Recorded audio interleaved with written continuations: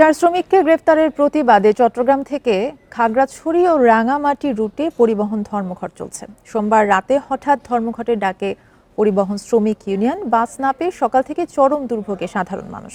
শ্রমিকদের মুক্তি না দিলে ধর্মঘট অব্যাহত রাখার ঘোষণা নেতাদের।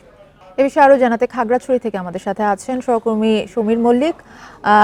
ধর্মঘটের কি প্রভাব পড়েছে জানাবেন? হঠাৎ এই ধর্মঘটের ডাকে আসলে সাধারণ যারা যাত্রীরা রয়েছেন তারা কি ধরনের ভোগান্তিতে পড়ছেন? দেখুন, পরিবহন শ্রমিকদের যে ডাকা ধর্মঘট এর কারণে কিন্তু খাগড়াছড়িতে থেকে চট্টগ্রামগামী এবং খাগড়াছড়ি থেকে রাঙামাটি এই দুইটি সড়কে কিন্তু যান চলাচল গতকাল বিকেল 4টার পর থেকে কিন্তু এখানকার যারা পরিবহন সাথে জড়িত আছে তারা কিন্তু বন্ধ রেখেছে।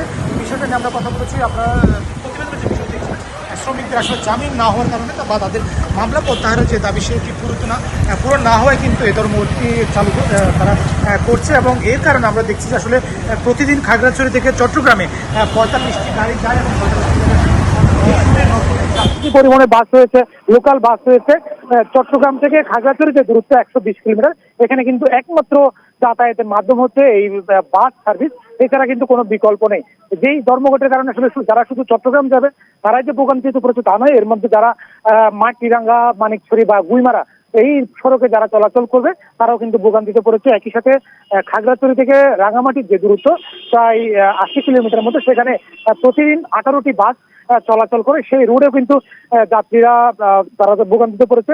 এখানে শুধু যাত্রীরা ভোগান্তিতে পড়েছে না, আপনি জানেন খাগড়াছড়ি একটি পর্যটন শহর হওয়ার কারণে অনেক পর্যটক কিন্তু এই পরিবহন ধর্মঘটের কারণে তারাও কিন্তু ভোগান্তিতে পড়েছে। তাদের যে নির্দিষ্ট যে ভ্রমণ সূচি ছিল সেটাও কিন্তু অনেকটা বদলে গেছে। বিশেষ করে পরিবহন ধর্মঘটের কারণে তাদের কিন্তু যান চলাচল বন্ধ হয়ে যাওয়ার কারণে তাদের যে যাতায়াত সেটাও কিন্তু একরকম তারা বাতিল করতে বাধ্য হয়েছে। বিশেষ করে এই গরমের কারণে অনেকে কিন্তু এই যে পরিবহন ধর্মঘট সেই বিষয় কিন্তু আগে থেকে তারা জানতো না, যে